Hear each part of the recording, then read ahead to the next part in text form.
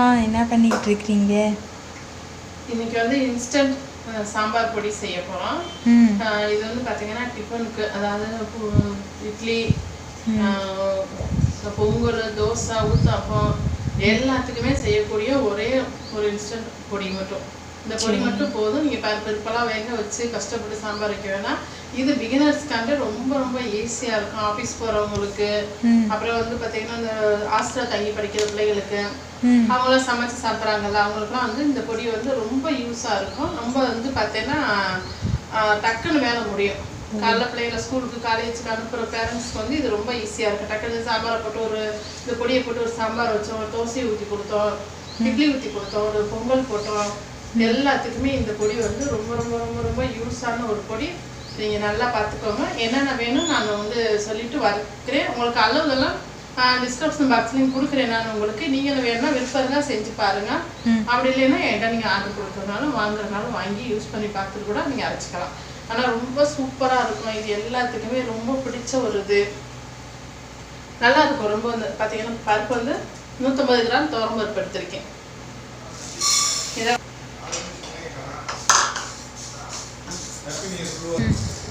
இப்போ வந்து பார்த்தீங்கன்னா தேங்காய் எடுத்து வச்சுருப்போம். தேங்காய் வந்து இது கொப்பரைக்காய், அதாவது நார்மலாக நம்ம புதுசாக கட் பண்ண காய் கிடையாது. இது வந்து கடையில் நம்ம கேட்டோம்னா கொப்பரைக்காயின்னு கொடுப்பாங்க. நல்லா எண்ணெய்க்காய் மாதிரி இருக்கும். அதெல்லாம் வந்து ஒரு 4 ஸ்பூன் அளவுக்கு எடுத்திருக்கேன். இந்த அளவுக்கு தேவையானது மட்டும் எடுத்திருக்கேன். மற்றபடி வந்து நமக்கு நிறைய அரைக்கிறோம்னா நாங்கள் நிறையாவே திருவி அதை கொஞ்சம் நேரம் வெயிலில் காய வச்சு மறுபடியும் அதை வறுத்து அரைப்போம். இது வந்து சூப்பராக இருக்கும். நீங்கள் இந்த நான் பொடியை அரைச்சி உங்களுக்கு சாம்பார் செஞ்சே காட்டிடுறேன். இன்றைக்கி நம்ம இப்போ நியூ இயர் ஸ்பெஷல் என்னன்னு கேட்டிங்கன்னா முதல் வீடியோ இன்றைக்கி மினி டிஃபன் தான். வீடியோ ஸ்கிப் பண்ணாமல் பாருங்கள். இந்த மினி டிஃபன் எப்படி இருக்குன்னு பார்த்து சொல்லுங்கள். பார்த்திங்கன்னா துவரம் பருப்பு நான் வறுத்துக்கிட்டு இருக்கேன். மல்லி எடுத்துருக்கோம், கடலைப்பருப்பு, பாசிப்பருப்பு, உளுந்தம்பருப்பு, அரிசி, மிளகு, சீரகம், ஒரு பிஞ்சு வந்து வெந்தயம் வந்து ஒரு 1/4 ஸ்பூன் எடுத்திருக்கேன். வந்து பெருங்காயம் எடுத்துருக்கோம், மிளகாய் வத்தல் நாட்டு மிளகாய் எடுத்திருக்கேன். இதோட நம்ம வந்து காஷ்மீர் மிளகாய் போடணும். என்கிட்ட வந்து இப்போ வந்து வாங்கணும் காஷ்மீர் மிளகாய், அதனால் நான் காஷ்மீர் மிளகாய் பொடி எடுத்திருக்கேன். மஞ்சத்தூள் எடுத்திருக்கேன். கடைசியாக நம்ம வந்து பொடிகளை மட்டும் அப்படியே அரைக்கும் போது சேர்த்து அரைச்சிக்கலாம், வறுக்கக்கூடாது. ஒரு பிஞ்சு வந்து வெல்லம் எடுத்திருக்கேன். ஈஸியாக இருக்கும் இந்த பருப்பு பொடி. நீங்கள் போட்டு ஈஸியாக சாம்பார் எப்படி செய்யலான்னு நான் அடுத்த பொடி அரைச்சி கையோடய ஒரு செஞ்சு காட்டிடுறேன். மினி டிஃபனுக்கு நம்ம அதிகமாக யூஸ் பண்ணுறது இந்த சாம்பார் பொடி தான். இந்த சாம்பார் செய்கிறதும் ரொம்ப குயிக்காக ரொம்ப ஈஸியாக இருக்கும். பிகினர்ஸ்க்குலாம் இது வந்து ரொம்ப யூஸான ஒரு வீடியோ. புதுசாக கல்யாணம் ஆன பிள்ளைங்கள்லாம் சாம்பார் வைக்கணும், பொடி அரைக்கணும்னா நீங்கள் இதே பார்த்து இந்த அளவுக்கு நீங்கள் செய்யுங்க. செஞ்சு பார்த்து அரைச்சி கூட இல்லாட்டி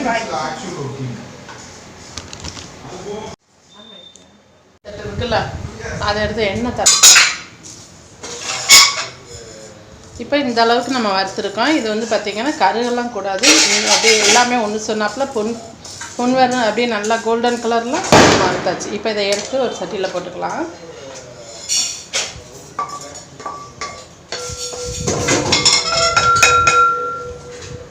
நெக்ஸ்ட் வந்து கடலைப்பருப்பு போட்டுக்கலாம்.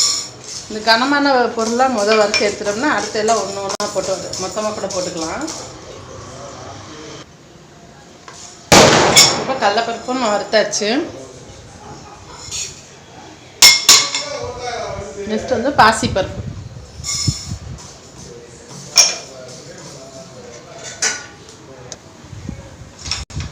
கொஞ்சம் வீடியோ நல்லா கொஞ்சம் டிசைன்லாம் போட்டு எஃபெக்டில் போட்டு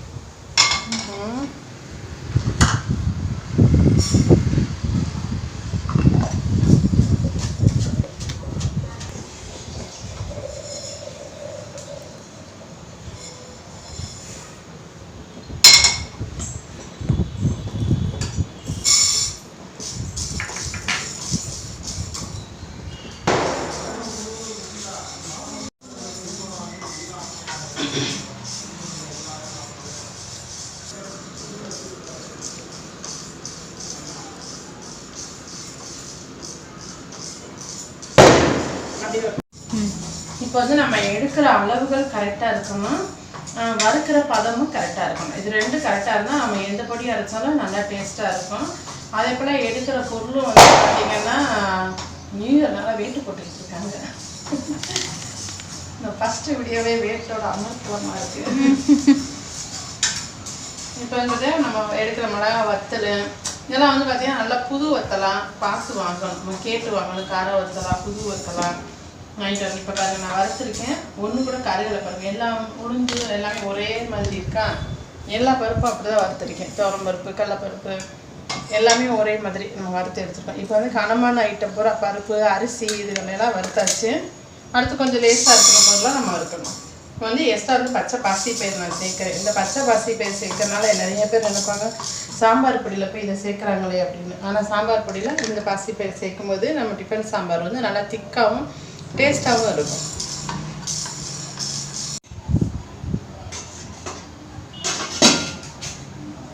ஓகே இட்லி ஊற்றியாச்சு. அடுத்து வெண்பொங்கல் செஞ்சுருவோம். சூப்பர்.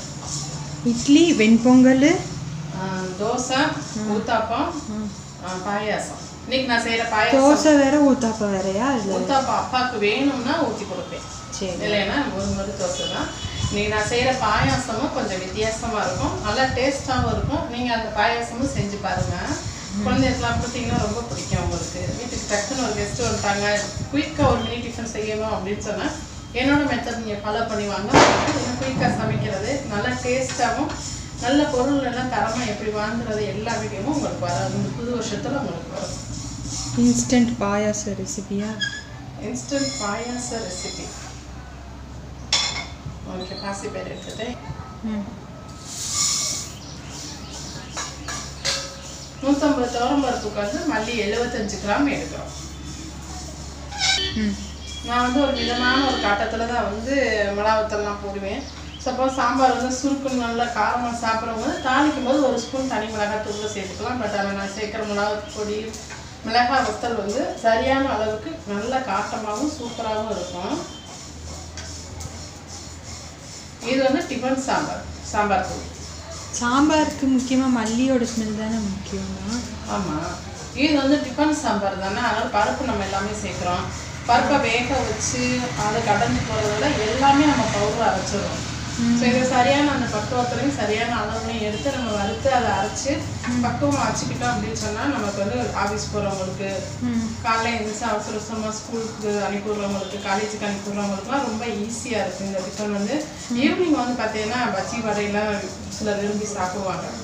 அதுக்கு ஒரு சாம்பார் அரைப்பாங்க பற்றியா உளுந்த வடைக்கு. இந்த சாம்பார் பொடி போட்டு இன்ஸ்டன்ட் சாம்பார் பொடி செஞ்சு உளுந்த வடை செஞ்சு அதை சாம்பாரில் ஊற போட்டாங்க அப்படின்னா செம்ம டேஸ்ட்டாக இருக்கும். சூப்பர். இப்போ உளுந்த வடை எனக்கு எப்போ கிடைக்கும்? உளுந்த வடை இன்னைக்கு உனக்கு கிடைக்காது. நைட்டு சர்ச்சுக்கு போயிட்டு வந்து தூங்கிட்டு காலையில் எந்திரிக்கிறது 9 மணி ஆயிடுச்சு.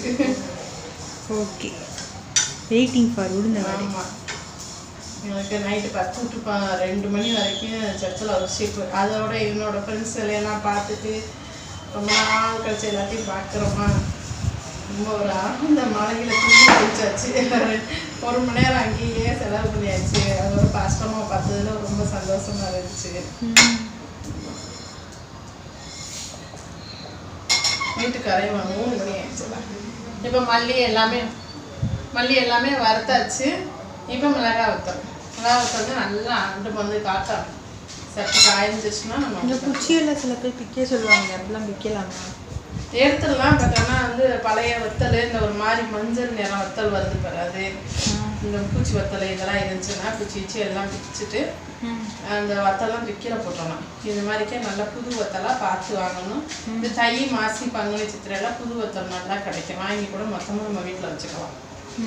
நம்ம வந்து மல்லி வந்து பரமக்குடியில் ராம்நாடில் இந்த மாதிரிக்கே அந்த விளையிற இடத்துலேயே சொல்லி வச்சு அவங்ககிட்ட இருந்து நம்ம வாங்குவோம். எனக்கு அங்கேருந்து அனுப்பி விடுவாங்க. நாங்களும் அங்கே வந்து மொத்த ஏவாரியாக அந்த தோட்டத்துக்காரங்கிட்டே கேட்டு வச்சுருவோம். நாங்கள் வரவங்க நமக்கு அனுப்பிடுவாங்க. இப்போ வந்து மிளகு சீரகம் எடுத்துருக்கோம், அதை சேர்த்துக்கலாம். அது அடுத்து வந்து பார்த்திங்கன்னா வெந்தயம் ஒரு அரை ஸ்பூன், அவ்வளோதான். அரை ஸ்பூன் 1/4 ஸ்பூன் போதும். நான் எடுத்துருக்க அளவுக்கு எனக்கு அரை ஸ்பூன் தேவை, அதனால் எடுத்துருக்கேன். மிளகு சீரகம் ஒரு 30 கிராம் எடுத்துருக்கேன். எல்லா அளவும் நான் டிஸ்கிரிப்ஷன் பாக்ஸில் கொடுக்குறேன், நீங்கள் செஞ்சு பாருங்கள். நம்ம வந்து எண்ணெய் ஊற்றாமல் வறுக்கிற எல்லாமே வறுத்தாச்சு. அடுத்து வந்து எண்ணெய் ஊற்றி வறுக்கிறத இதே மாதிரி தான் நீங்கள் வறுக்கணும். பொடி வறுக்கும்போது மாற்றி எது ஒரு சிலர் என்ன செய்கிறாங்கன்னா மிளகா வத்தலில் எண்ணெய் ஊற்றி வறுத்துருவாங்க. அப்போ வந்து பார்த்தீங்கன்னா பொடி ஒரு மாதிரி பிசுன்னு இருக்க மாதிரி இருக்கும்.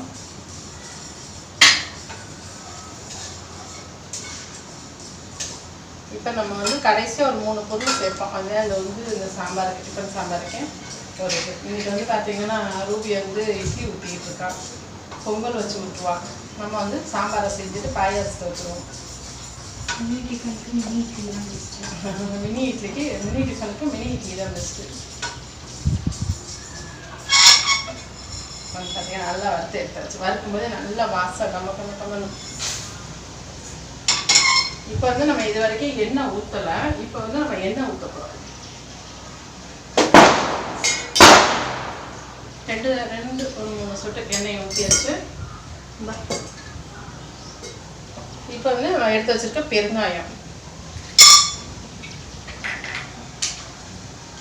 பெருங்காயமும் நான் ஒரு 30 கிராம் கிட்ட தான் எடுத்திருக்கேன். எல்லாமே வந்து எடை போட்டு ஃபஸ்ட்டே நம்ம வந்து அளவு கரெக்டாக எடுத்து வச்சிட்டோம் அப்படின்னு சொன்னோம்னா நமக்கு எந்த பொருள் மறந்து போச்சு, எந்த போச்சு எல்லாமே நமக்கு வந்து தெரிஞ்சு போயிடும். இத்தனை பொருள் முதல் எண்ணிக்கையும் வச்சுக்கிறோம். நம்ம ஒரு டிஃபன் சாம்பார் பொடி, கறி மசாலா பொடினா இத்தனை பொருள் இதில் சேர்க்கணும் அப்படின்ற அந்த எண்ணிக்கையும் நம்ம ஞாபகத்தில் வச்சுக்கிறோம். இல்லைன்னா கரெக்டாக நீட்டாக எழுதி வச்சுக்கிறோம். நீங்கள் நல்லத்தையும்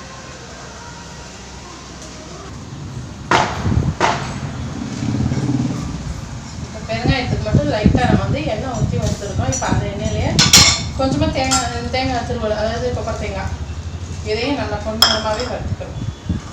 இன்னுமே கொஞ்சம் சேர்க்கலாம். நான் வந்து இதுக்கு வந்து ஒரு 1/4 கப்பு, ஒரு 4 டேபிள் ஸ்பூன் அளவு தான் சேர்த்துருக்கேன். ஏன்னா நான் வந்து கொஞ்சம் சிம்பிளாக இப்போ குயிக்காக அவங்களுக்கு கொஞ்சமாக நான் அரைச்சி காட்டிகிட்டு இருக்கேன். பல்கான ரொட்டி வந்து நாங்கள் வறுத்து மிஷினில் அரைச்சிக்கிறோம். முடிஞ்சாலும் பெரிய மிக்ஸிலே அரைச்சிடுவோம்.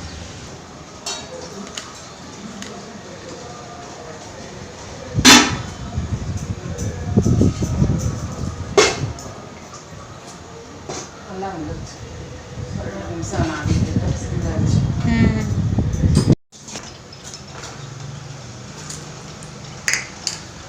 எல்லாம் நல்லா இருக்கு. நான் ஒரு உலக்கு அரிசி இன்னும் 6 உலக்கா போட்டுக்கணும்.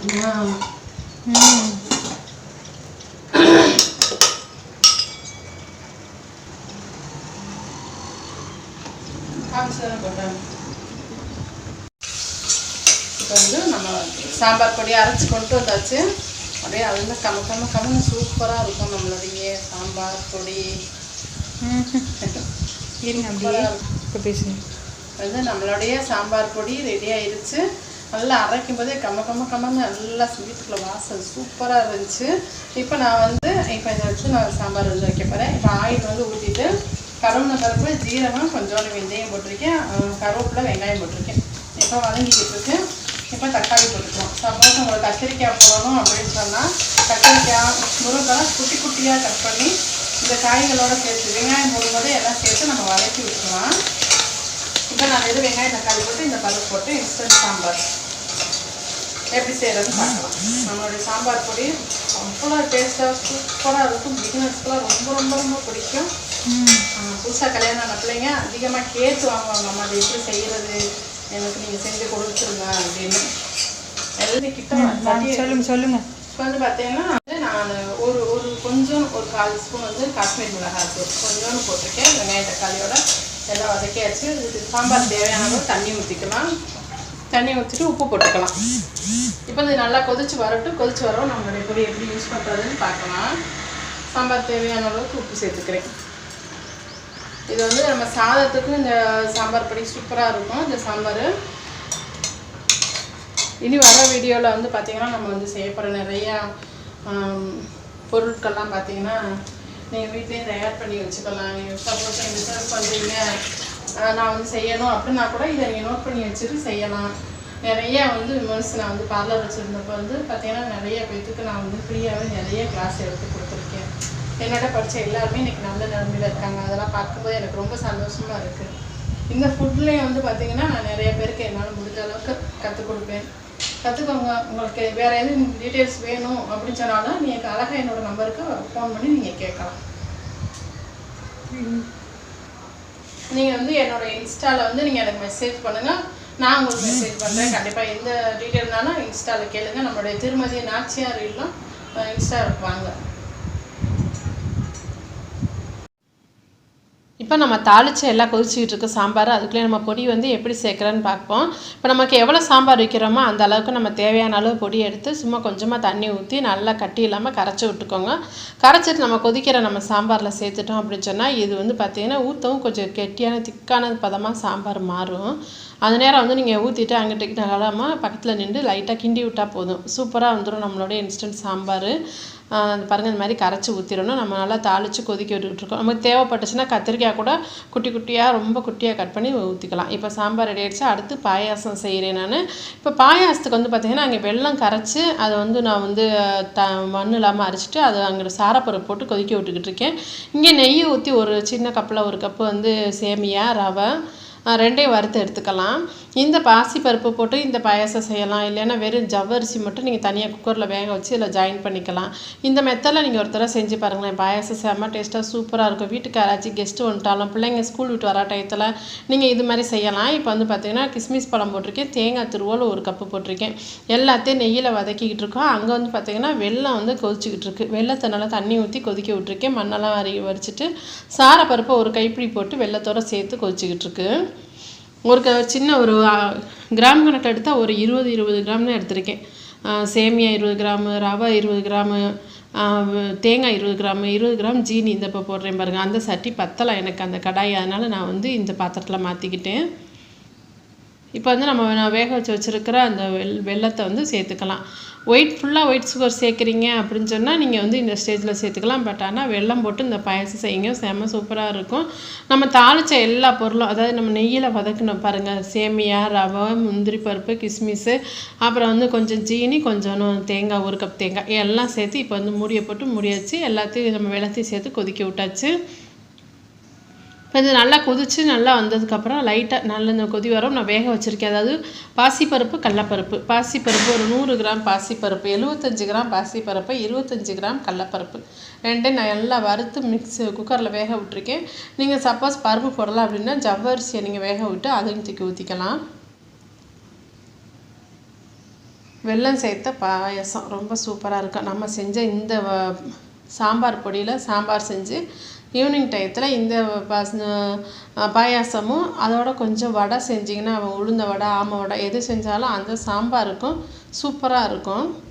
அந்த சாம்பார் நம்ம இப்போ செஞ்ச பாருங்கள், நம்ம பொடியை அரைச்சி இந்த இன்ஸ்டன்ட் சாம்பார் பொடியை நீங்கள் அரைச்சி வச்சுக்கிட்டீங்க அப்படின்னு சொன்னால் சாயந்தர டயத்தில் பிள்ளைய ஸ்கூல் விட்டு காலேஜ் விட்டு வரும்போது இந்த சாம்பார் செஞ்சு நீங்கள் உளுந்த வடை செஞ்சு அதில் ஊற போட்டு சாப்பிட்டீங்க அப்படின்னா சாம்பார் வடையும் சூப்பராக இருக்கும். அந்த சாம்பாருக்கு நம்மளுடைய மினி டிஃபனுக்கு அப்புறம் யாராச்சும் ஆர்டர் கொடுக்குறாங்க அப்படின்னு சொன்னாலே இந்த சாம்பார் தான் செஞ்சு கொடுத்து விடுவோம். நாங்கள் சாப்பிட்ற எல்லாருமே நல்லா இருக்குன்னுவாங்க. அப்படி சாப்பிட்டு பழகுனவங்க தான் நம்மளுடைய டிஃபன் சாம்பார் பொடி வந்து கேட்டு வாங்குவாங்க, எங்களுக்கு செஞ்சு கொடுத்துருங்க அப்படின்னு சொல்லி. இப்போ நம்ம மினி டிஃபனில் வந்து அடுத்து தோசை ஊற்றிக்கிடுவோம். நம்ம தோசை இட்லி பேட்டர் வந்து நான் அடுத்த வீடியோவில் உங்களுக்கு கண்டிப்பாக சொல்கிறேன். இட்லியும் நல்லா சாஃப்டாக மல்லிகைப்பூ மாதிரி இருக்கும். நம்மளுடைய தோசையும் நல்லா மொறுமொறுன்னு இருக்கும். நம்மளுடைய பொங்கல் செஞ்சுருக்கேன் இன்றைக்கி வடை மட்டும் செய்ய நேரம் இல்லை. இந்த நம்மளுடைய சாம்பார் வந்து எல்லாத்துக்கும் பொருந்தும். இட்லி, தோசை, வடை, அப்புறம் பொங்கல்னு எல்லாத்துக்கும் பொருத்தமான ஒரு சாம்பார் பொடியோட ஒரு சாம்பார் ரெசிபி செஞ்சு உங்களுக்கு ஒரு மினி டிஃபனை இன்றைக்கி செஞ்சு காட்டியிருக்கேன். எல்லோரும் நீங்களும் பாருங்கள். Mini idli, mini dosa, Pongal, chutney, sambar. இந்த சாம்பார் எல்லாத்துக்குமே பொருத்தமானதுனால நான் வடை மட்டும் செய்ய நேரம் இல்லை. அடுத்த வீடியோவில் வடை சேர்த்து பார்க்கலாம். நீங்களும் செஞ்சு பாருங்கள். உங்களுக்கு வீடியோ பிடிச்சா நம்ம சேனல் சப்ஸ்கிரைப் பண்ணிக்கோங்க. பாயாசம் ரெடி ஆயிடுச்சு. நாளைக்கு இன்னொரு சூப்பர் வீடியோவில் சந்திக்கிறேன். நம்மளுடைய பிஸ்னஸ் வீடியோ சூப்பராக இருந்துச்சுன்னா லைக் கொடுத்துட்டு சப்ஸ்கிரைப் பண்ணிக்கோங்க.